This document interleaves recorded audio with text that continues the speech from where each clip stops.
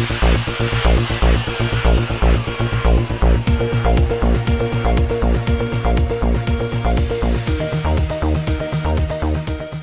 اللہ الرحمن الرحیم۔ السلام علیکم ناظرین، بیرون ممالک سے آنے والی پروازوں کے مسافروں کو فیصل آباد میں کوارنٹائن کروانے کا سلسلہ جاری ہے۔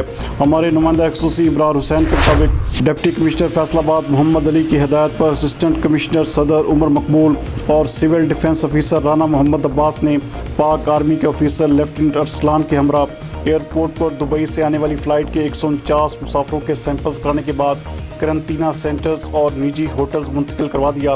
اسسٹنٹ کمشنر صدر کا اس موقع پر کہنا تھا کہ 86 مسافر G C new campus, 20 grand hotel, 14 hotel 1، 14 prime hotel, 13 prime view hotel, جبکہ ایک میت ٹوبا ٹیکسنگ اور ایک میت کو پشاور بھجوا دیا گیا ہے۔